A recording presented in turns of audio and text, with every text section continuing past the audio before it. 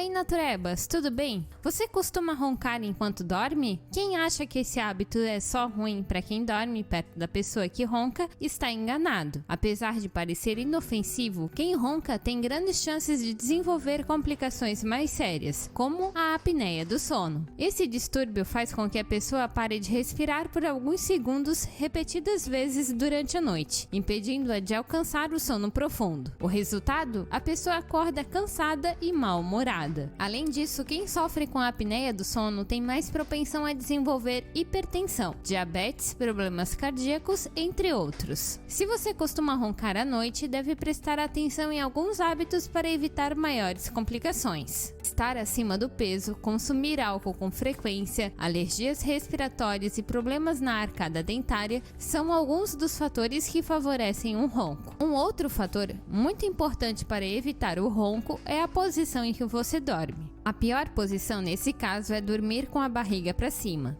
Nessa posição, a ação da gravidade e a retração da língua criam um estreitamento da passagem de ar, que aumenta a vibração dos tecidos da faringe. E aí, tá gostando do vídeo? Então aproveita e já deixa o seu joinha e também compartilha com seus amigos.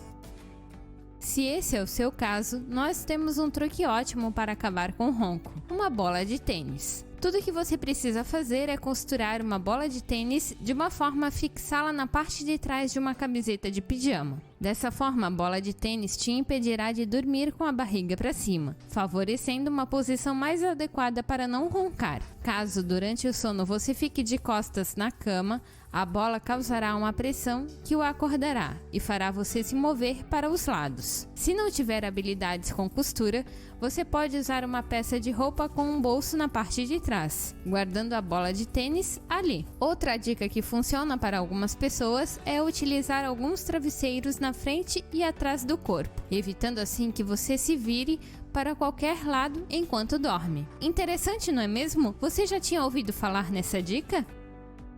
Deixe sua opinião nos comentários do vídeo. Se você gostou do vídeo, curta e se inscreva no canal. E não deixe de compartilhar com seus amigos. Até o próximo vídeo. Tchau, tchau!